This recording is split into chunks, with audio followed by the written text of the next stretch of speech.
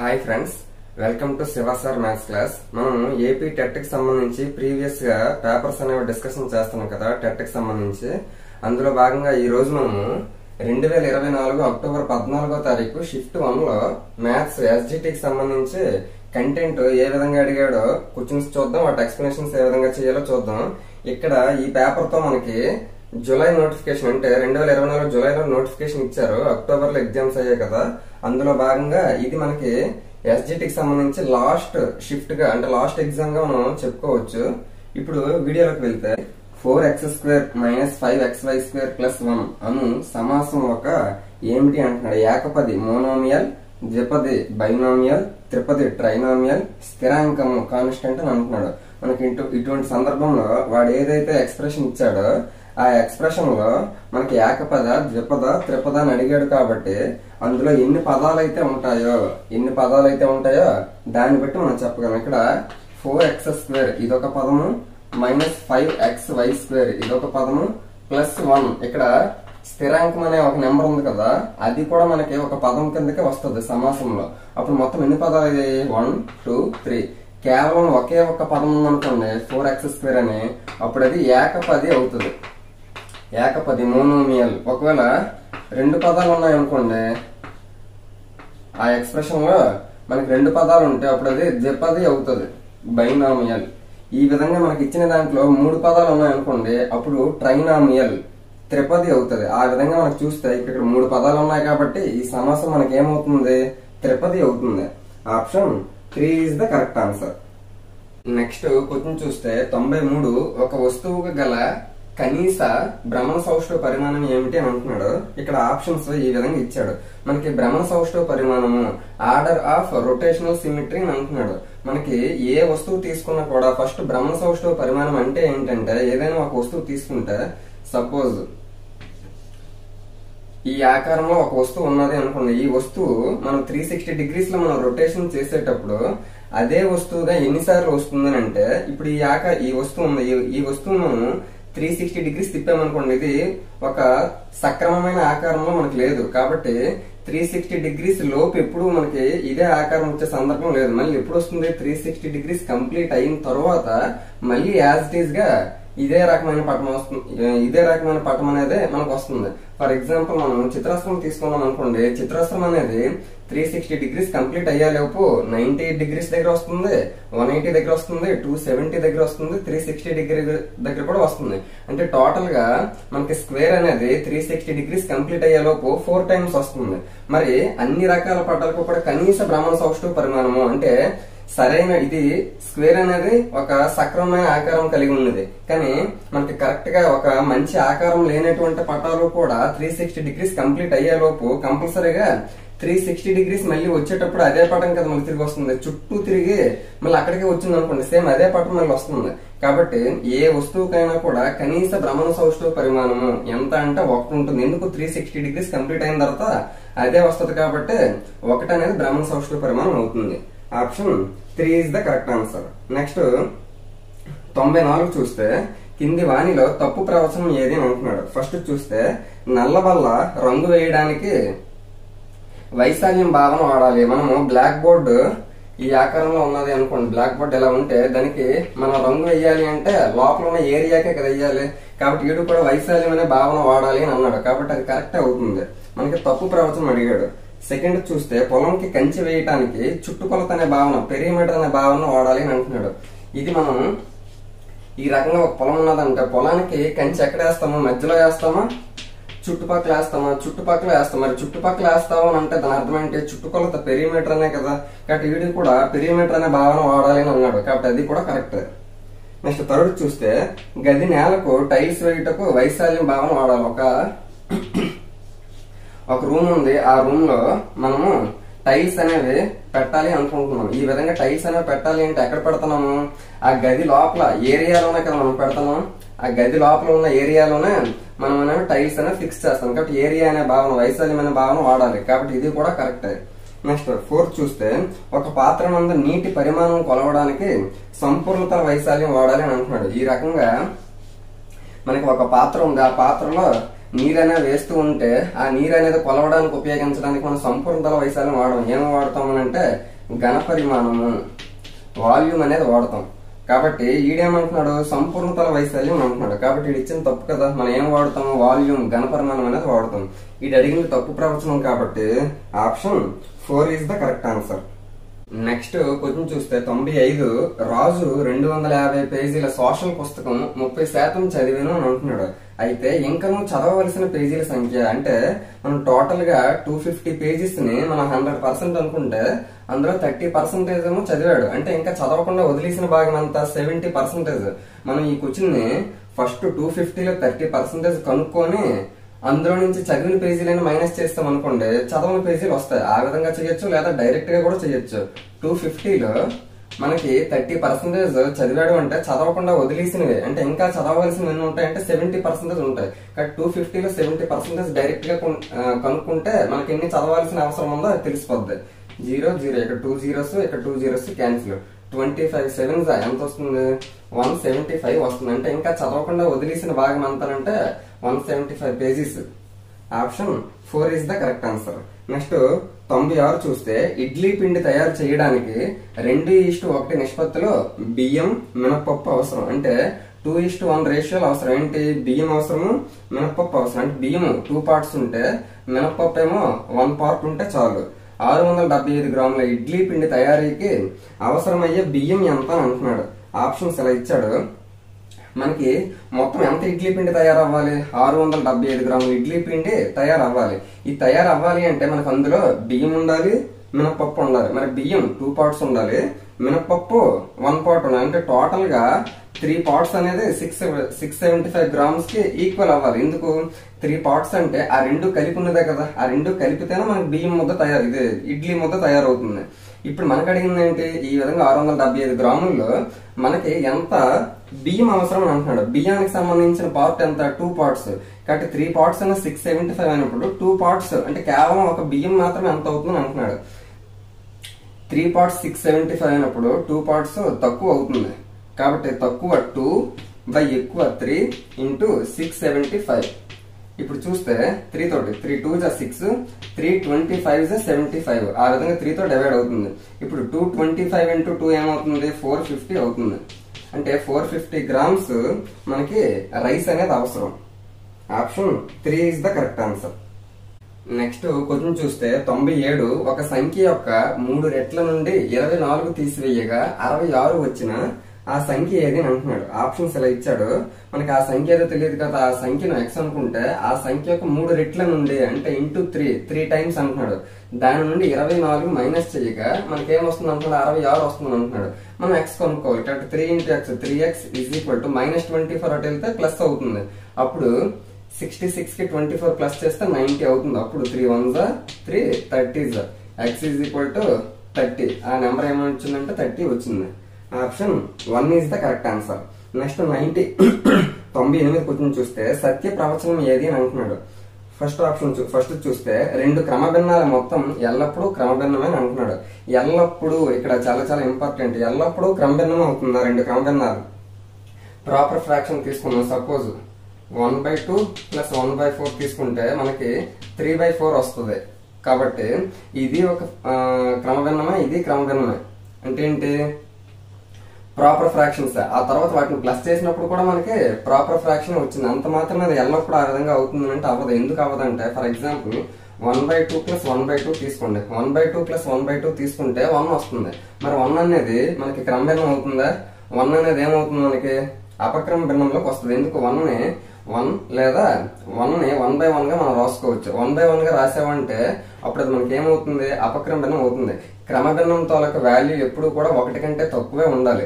1 గానీ 1 కంటే ఎక్కువ గానీ ఉన్నది అంటే అది ఖచ్చితంగా అపక్రమ భిన్నం అవుతుంది. కాబట్టి ఈడేమన్నాడు క్రమభిన్నాలు మొత్తం ఎల్లప్పుడూ క్రమభిన్నం అని అన్నాడు. మరి ఇప్పుడు ఇది క్రమభిన్నమా ఇది క్రమభిన్నమా ఈ రెండింటిని ప్లస్ చేస్తే మనకు 1 వచ్చింది. 1 వచ్చింది అంటే అది మనకేంటి అపక్రమ భిన్నం అయిపోద్ది, క్రమభిన్నం అవ్వదు. కాబట్టి ఎల్లప్పుడు అన్నాడు కాబట్టి ఆప్షన్ 1 అనేది కాదు.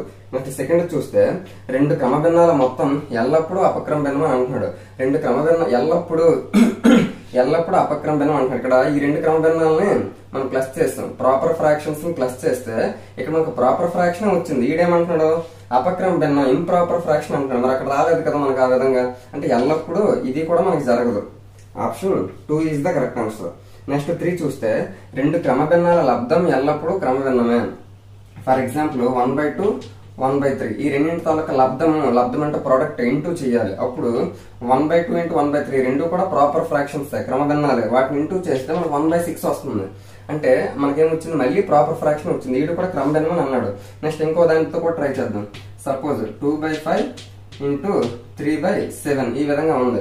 ఇప్పుడు వీటి తాలూకు ప్రోడక్ట్ చేస్తే 2 3 6 5 7 35 6/35 అని వచ్చింది. 6/35 కూడా మనకి ఏమవుతుంది, క్రమ భిన్నమే అవుతుంది. కాబట్టి నువ్వు ఏ రెండు క్రమ భిన్నాలు ప్రాపర్ ఫ్రాక్షన్స్ ని లబ్ధం చేసినా ప్రోడక్ట్ చేసినా మనకి ఎప్పుడు కూడా ఏమొస్తుందంటే మళ్ళీ ప్రాపర్ ఫ్రాక్షన్ క్రమ భిన్నమే వస్తుంది. కాబట్టి ఎల్లప్పుడూ జరిగే సందర్భం ఏదైనా ఉందంటే ఆప్షన్ 3 లో ఉంది. Option 3 is the correct answer. Next 4th చూస్తే రెండు క్రమ భిన్నాల లబ్ధం ఎల్లప్పుడూ అపక్రమ భిన్నం అని అంటున్నాడు. ఇప్పుడు రెండు క్రమ భిన్నాలను లబ్ధం చేసావు, అది ఎల్లప్పుడు అపక్రమ భిన్నం వచ్చిందా క్రమ భిన్నం వచ్చిందా? క్రమ భిన్నం వచ్చింది. అంటే ప్రాపర్ ఫ్రాక్షన్ వచ్చింది. ఈడేమంటున్నాడు, ఇంప్రాపర్ అపక్రమ భిన్నం అంటున్నాడు. కాబట్టి కాదు కదా, మనం రెండు క్రమ భిన్నాలని లబ్ధం చేస్తే మళ్ళీ మనకు క్రమ భిన్నం వచ్చింది. కాబట్టి ఆప్షన్ 3 అవుతుంది. ఆప్షన్ 4 కూడా అవ్వదు. Option 3 is the correct answer. Next question చూస్తే 99 గాలిపటం కర్ణాలు ఏ విధంగా ఉంటాయని అంటున్నాడు. ఇక్కడ 4 ఆప్షన్స్ ఇచ్చాడు. ఫస్ట్ గాలిపటం కైట్ అనేది మనం చూస్తే ఏ విధంగా ఉంటుందంటే ఈ విధంగా మనం గాలిపటం అనేది వేసుకోవాలి. కర్ణాలు ఏ విధంగా ఉంటాయి, ఇలా ఉంటాయి. ఎదురెదురు శీర్షాలను కలపగా వచ్చేవి కర్ణాలు. ఇప్పుడు మనం చూస్తే ఫస్ట్ ఆప్షన్ పరస్పరం లంబ సమద్విఖండన చేసుకుంటాయని అంటున్నాడు. ఈ రెండు కూడా కర్ణాలు మనకి ఏం చేస్తాయి, లంబంగానే ఖండించుకుంటున్నాయి కానీ సమద్విఖండన అంటున్నాడు. అంటే ఈ కర్ణాన్ని కరెక్ట్ గానే మనకి డివైడ్ చేస్తుంది. 2 ఈక్వల్ పార్ట్స్ గానే డివైడ్ చేస్తుంది. ఈ కర్ణం అనేది ఈ కర్ణాన్ని 2 ఈక్వల్ పార్ట్స్ గా డివైడ్ చేస్తుంది. కానీ ఈ కర్ణం అనేది ఈ కర్ణాన్ని 2 ఈక్వల్ పార్ట్స్ గా డివైడ్ చేసిందా అంటే ఇది తక్కువ ఉంది, ఇది ఎక్కువ ఉంది. కాబట్టి సమద్విఖండన అనేది చేయలేదు. కాబట్టి ఆప్షన్ 1 ఈజ్ ద కరెక్ట్ కాదు. సెకండ్ చూస్తే పరస్పరం సమద్విఖండన ఉంటాయి కానీ లంబంగా ఉండవని అంటున్నాడు. అంటే ఈ రెండు సమద్విఖండన ఉంటాయని అంటున్నాడు, లంబంగా ఉండవని అంటున్నాడు. యాక్చువల్ ఈ రెండు కూడా ఏ విధంగా ఉంటాయి, లంబంగా ఉంటాయి. ఎందుకు, అన్ని దగ్గరలో కూడా మనకి 90 degrees ఉంటది. వీడు లంబంగా ఉండవు అని అంటున్నాడు. కాబట్టి ఆప్షన్ 2 కూడా కాదు. నెక్స్ట్ 3 చూస్తే లంబంగా ఉంటాయి కానీ సమద్విఖండన చేసుకోవు. ఇవి కర్ణాలు ఏ విధంగా ఉంటాయి, లంబంగానే ఉన్నాయి. అలాగే సమద్విఖండన చేసుకుంటున్నాయంటే చేసుకోవు. ఎందుకు, ఇది తక్కువ ఉంటుంది, ఇది ఎక్కువ ఉంటుంది. మరి ఈక్వల్ గా 2 పార్ట్స్ అవ్వలేదు. కాబట్టి బైసెక్టర్ అనేది అవ్వదు. కాబట్టి వీడు కూడా ఏమంటున్నాడు, సమద్విఖండన చేసుకోవాలని అంటున్నాడు, లంబంగానే ఉంటాయని అంటున్నాడు. కాబట్టి అదే కరెక్ట్ అవుతుంది కదా, లంబంగానే ఉన్నాయి, సమద్విఖండన కూడా చేసుకోలేదు. Option 3 is the correct answer. 4th option చూస్తే లంబంగా ఉంటాయి, సమాన పొడవులు కలిగి ఉంటాయని అంటున్నాడు. మనకి లంబంగానే ఉన్నాయి కానీ కర్ణాలు అనేవి సమాన పొడవులు కలిగి ఉంటాయా? ఈ కర్ణం డయాగనల్ ఉంది, ఎక్కువ ఉంటుంది. ఈ డయాగనల్ ఏమో తక్కువ ఉంటుంది. కాబట్టి సమాన పొడవులు కలిగి ఉంటాయని అన్నాడు. కాబట్టి అది తప్పే కదా. ఆప్షన్ 4 కూడా కాదు. ఆ విధంగా ఏమవుతుందంటే ఆప్షన్ 3 అవుతుంది. లంబాలుగా ఉంటాయి, సమాన పొడవులు కలిగి ఉండవు, సమద్విఖండన కూడా చేసుకోవాలి. అది మనం తెలుసుకోవాలి.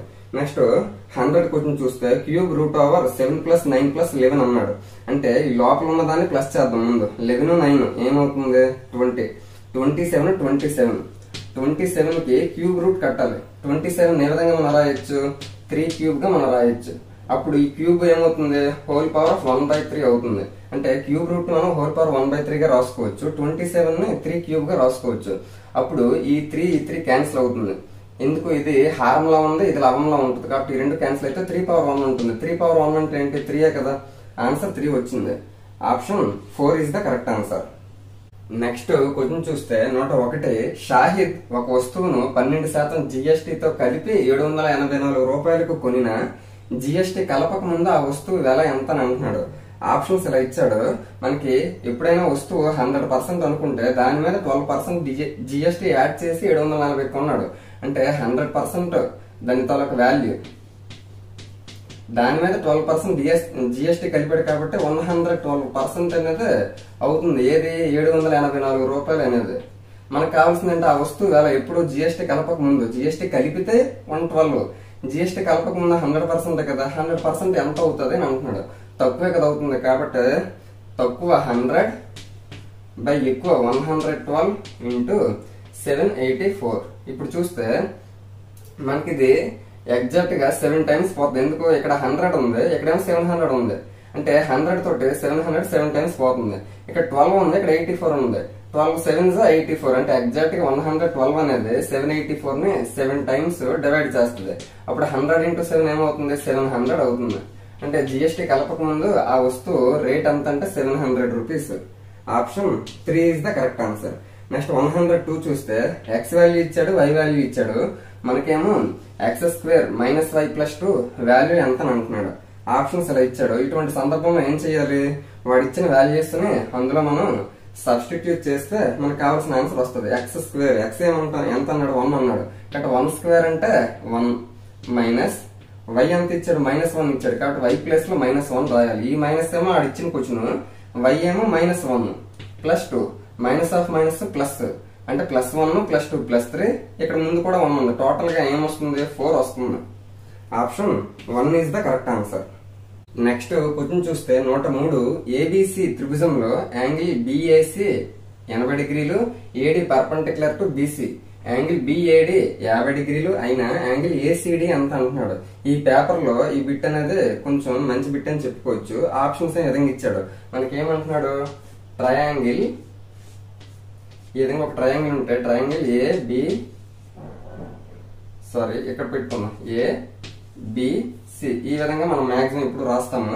ట్రయాంగిల్ ఏబిసి లో యాంగిల్ బిఏసి 80 డిగ్రీస్ అంటున్నాడు. బిఏసి అంటే ఏ దగ్గర కోణం ఏమో 80 డిగ్రీస్ అని అంటున్నాడు. Next AD perpendicular to BC అంటే ఇక్కడ ఏడి పర్పెండిక్యులర్ టు బిసి, బిసికి లంబంగా ఏడి అనేది ఉంటది అంటున్నాడు. అంటే ఎగ్జాక్ట్ గా ఇక్కడ 90 డిగ్రీస్ ఉంటదని అంటున్నాడు. ఇదేంటి? బిడి అంటే ఈ ఇన్ఫర్మేషన్ ఇచ్చాడు. యాంగిల్ బిఏడి 50 డిగ్రీస్ అంటున్నాడు. బిఏడి అది ఎంత అంటున్నాడు? 50 అంటున్నాడు. అంటే ఈ మొక్క ఏమో మనకు 50 డిగ్రీస్. ఇప్పుడు అడుగుతుంది అంటే యాంగిల్ ఏసిడి అడుగుతున్నాడు. ఏసిడి ఎంత అంటున్నాడు? అంటే ఇక్కడ కోణం మనం కనుక్కోవాలి. మనకి ఇచ్చిన ఇన్ఫర్మేషన్ ప్రకారంగా చూస్తే ఈ మొత్తం ఎంత అన్నాడు? ఫస్ట్ 80 డిగ్రీస్ అన్నాడు. మనకి ఈ పార్ట్ మనకు తెలియాలి. ఈ ట్రయాంగిల్ మనకు తెలిస్తే చాలు. ఎందుకు? ఆల్రెడీ ఇక్కడ పర్పెండిక్యులర్ గా ఉందని అన్నాడు. ఆ ఇన్ఫర్మేషన్ మనకి ఇంపార్టెంట్. ఎందుకు? పర్పెండిక్యులర్ అన్నాడు అంటే లంబంగా ఉంది. ఇక్కడేమో 90 డిగ్రీస్.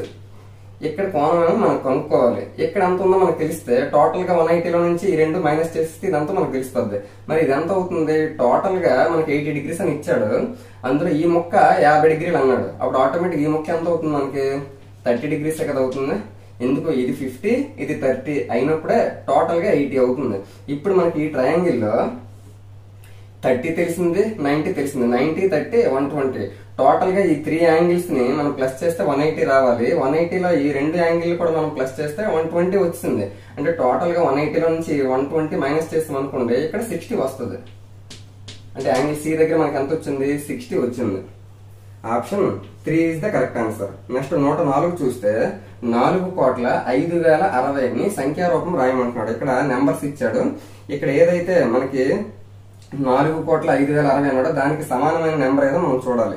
ఇటువంటి సందర్భంలో మనం కంపల్సరీగా ఏం చేయాలి అంటే కామా అనేది పెట్టుకోవాలి. ఇక్కడ మనకి 4 కోట్ల అన్నాడు. కోట్లు అనేది మన హిందూ సంఖ్యామానం ఇండియన్ నెంబర్ సిస్టమ్ లోనే ఉంటుంది. కాబట్టి కామా పెట్టుకోవాలి. మనకి ఫస్ట్ 3 నెంబర్స్ తర్వాత కామా వస్తుంది, తర్వాత 2 నెంబర్స్ తర్వాత కామా వస్తుంది, తర్వాత 2 నెంబర్స్ తర్వాత కామా వస్తుంది. ఈ విధంగా మనకి ఇండియన్ నెంబర్ సిస్టమ్ ఉంటుంది. మనం ఫస్ట్ కామా పెట్టుకుందాం. ఇంకా ఫస్ట్ 3 తర్వాత 2 తర్వాత 2. ఇప్పుడు దీన్ని చూస్తే మనం చదవడం చాలా ఈజీగా చదువుతాం. 4,50,060 అంటున్నాడు. ఇక్కడ 4,05,000 అంటున్నాడు. కాబట్టి ఆప్షన్ 1 కాదు. నెక్స్ట్ ఇక్కడ కూడా కామాలు చూస్తే 3 2 2 4,05,60,000. ఎందుకు? ఇవేమో వందలు, ఇవేమో వేలు, ఇవి లక్షలు, ఇవి కోట్లు. 4,05,60,000. కాబట్టి మనకి 5,000 అన్నాడు. ఆప్షన్ 2 కూడా కాదు.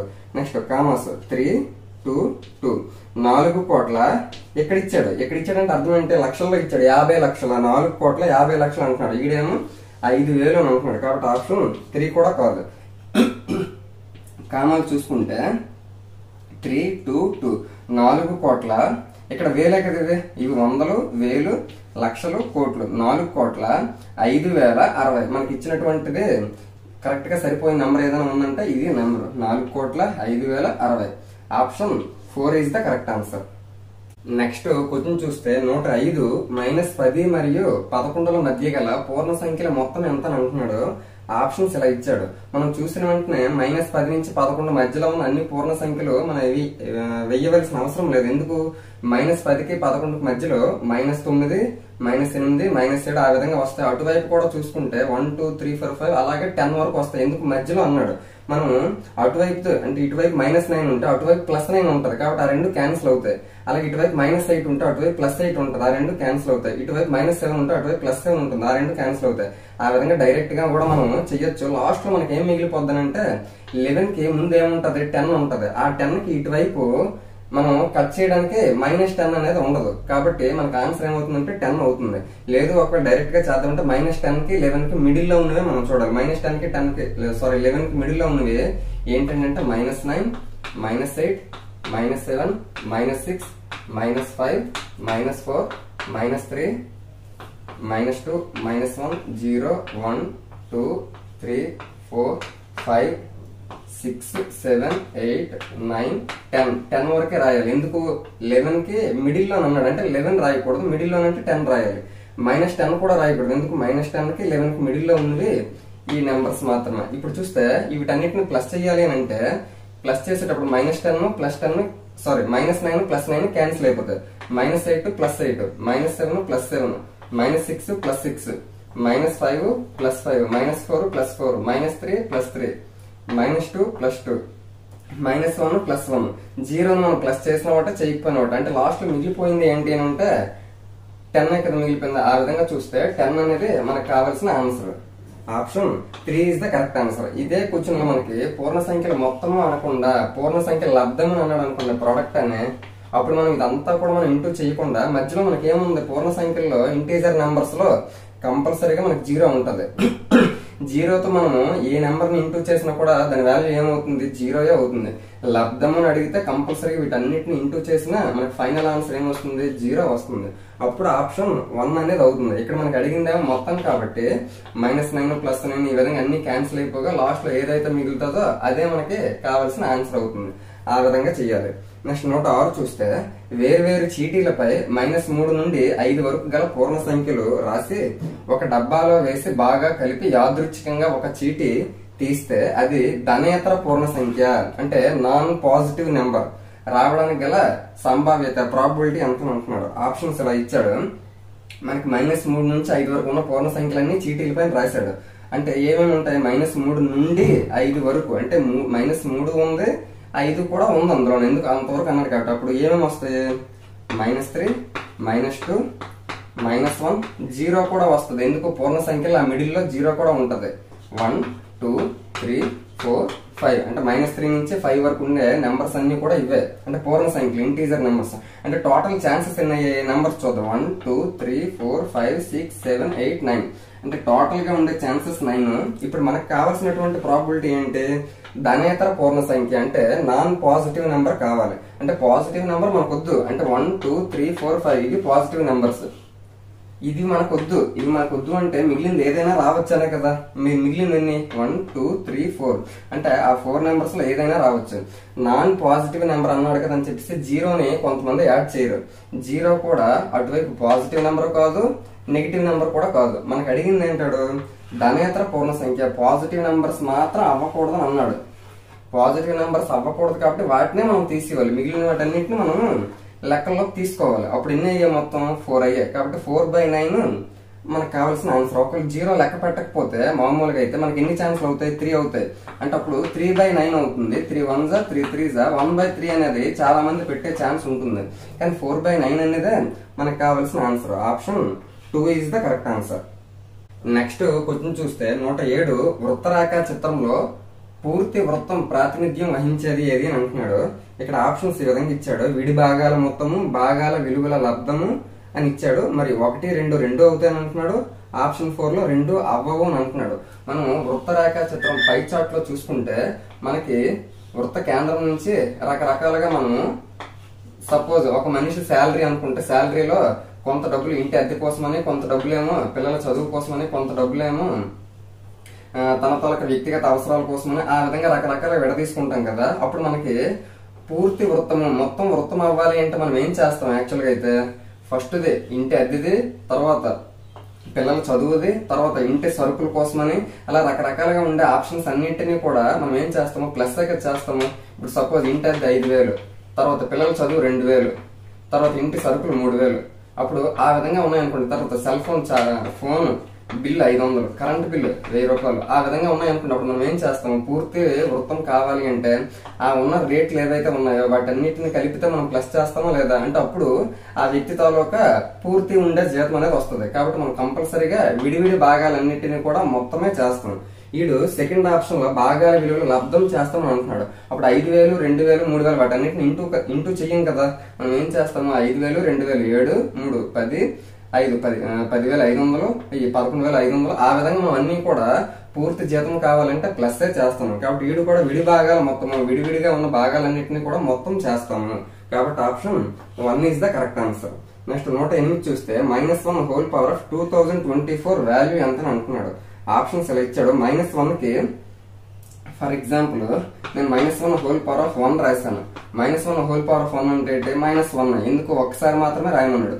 -1 హోల్ స్క్వేర్ నేను రాశాను అనుకున్నప్పుడు దాని అర్థం ఏంటి, -1 ని 2 టైమ్స్ ఇంటూ చేయాలి. -1 ఇంటూ -1, -1 ఇంటూ -1 ఏమవుతుంది, +1 అవుతుంది. ఎందుకు minus into minus plus, 1 into 1 1. Next same ఇంకొకసారి చేస్తాను. -1 హోల్ క్యూబ్ అంటే -1 ని 3 టైమ్స్ ఇంటూ చేయాలి. -1 ఇంటూ -1 ఇంటూ -1. ఇప్పుడు చూస్తే 1 ఇంటూ 1 ఇంటూ 1 వస్తుంది. మరి ఇక్కడ ప్లస్ వస్తుందో మైనస్ వస్తుందో చూద్దాం. Minus into minus plus, plus into minus minus వచ్చింది. ఇప్పుడు మనం కరెక్ట్ గా అబ్జర్వేషన్ చేస్తే -1 కి పవర్ లో ఆడ్ నెంబర్ బేసి సంఖ్య ఉన్నది అనుకోండి. అప్పుడు మనకి ఆన్సర్ కూడా -1 వస్తుంది.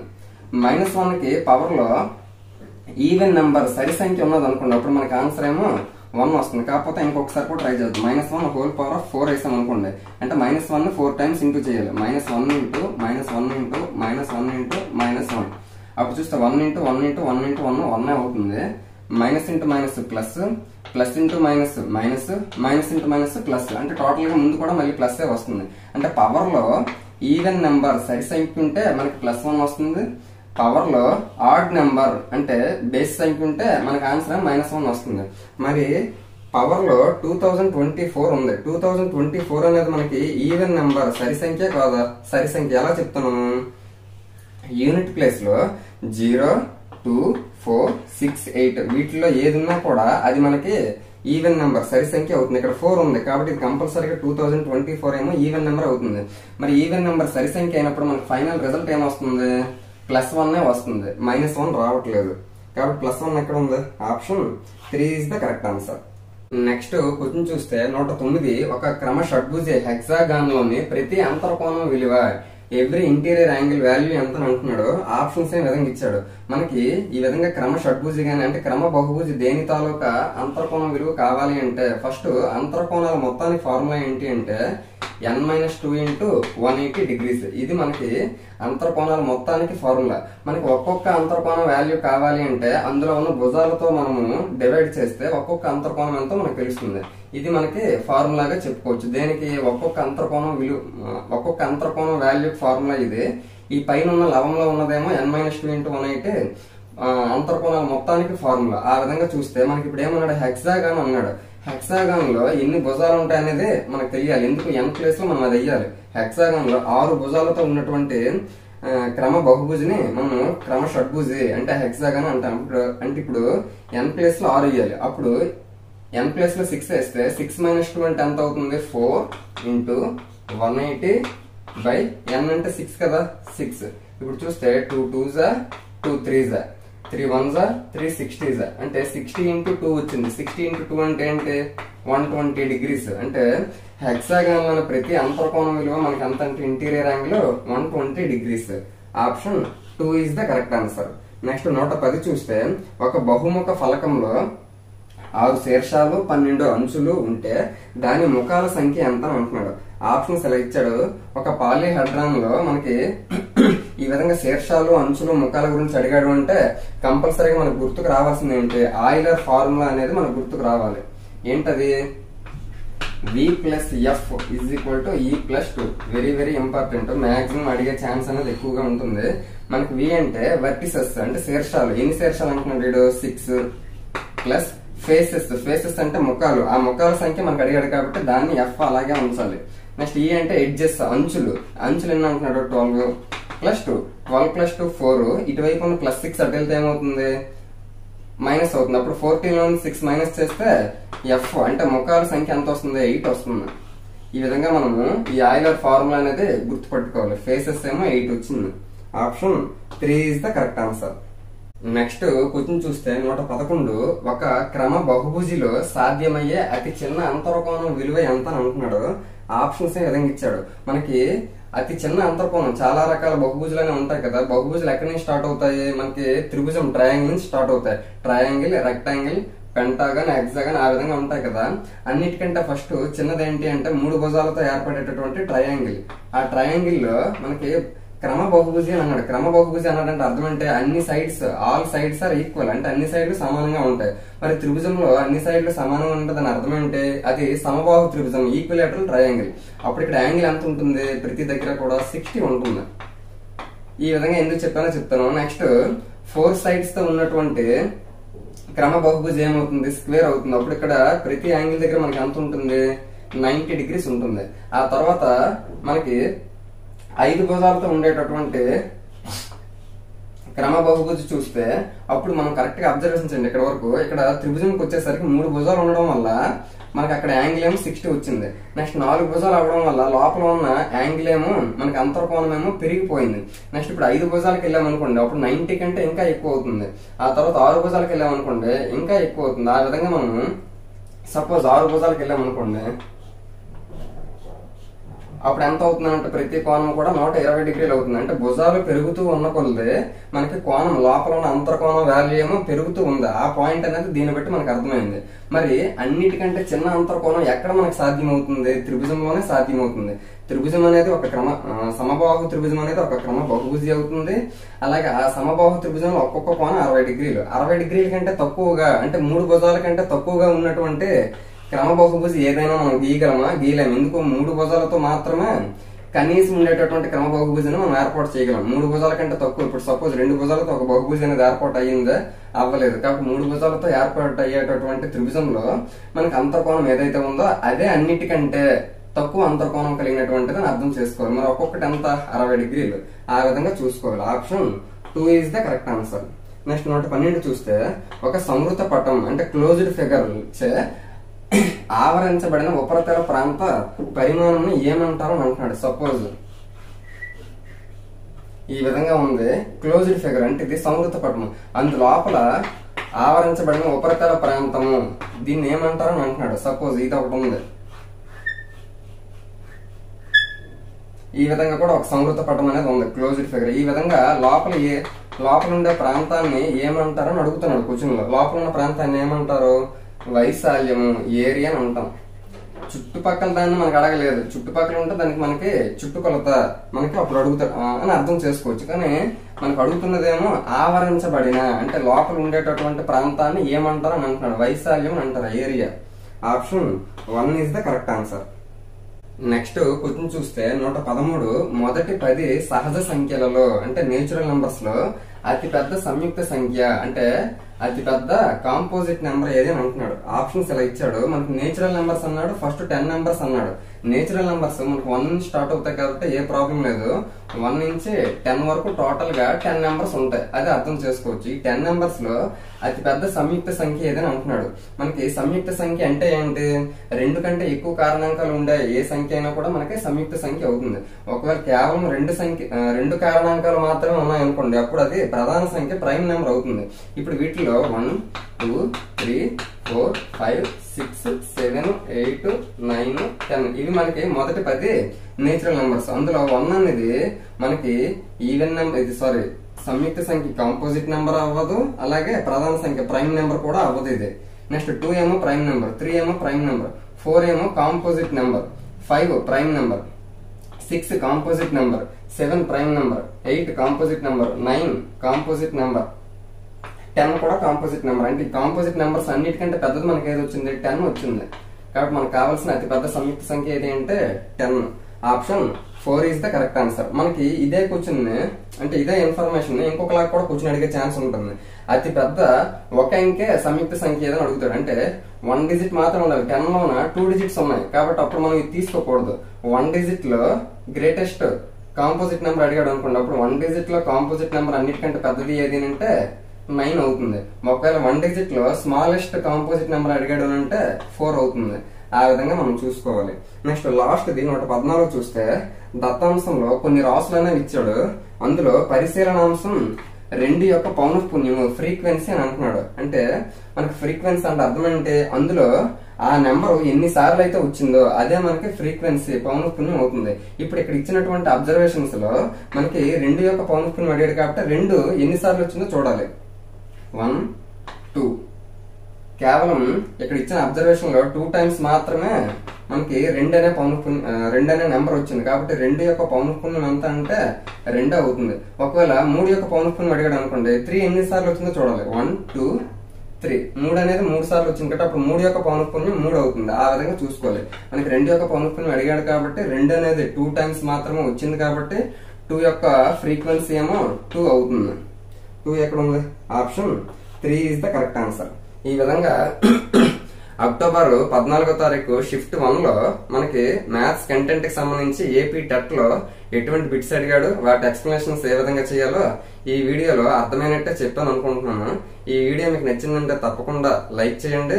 నెక్స్ట్ అలాగే ఇక్కడతో మనకి అక్టోబర్ లో జరిగినటువంటి ఎస్జిటి లెవెల్ పేపర్ 1 లో పేపర్ 1 కి సంబంధించి అన్ని రకాల టెట్ పేపర్స్ కూడా మనం ఎక్స్ప్లెయిన్ చేయడం అనేది జరిగింది. నెక్స్ట్ వేరే టెట్ పేపర్స్ తో మళ్ళీ మీ ముందుకు వస్తాను. నెక్స్ట్ ఈ వీడియో మీకు నచ్చిందంటే తప్పకుండా లైక్ చేయండి. మీ ఫ్రెండ్స్ ఎవరైతే ఉన్నారో వారికి కూడా షేర్ చేయండి. శివ సార్ మ్యాథ్స్ క్లాస్ ని సబ్స్క్రైబ్ చేసుకోండి. Thank you.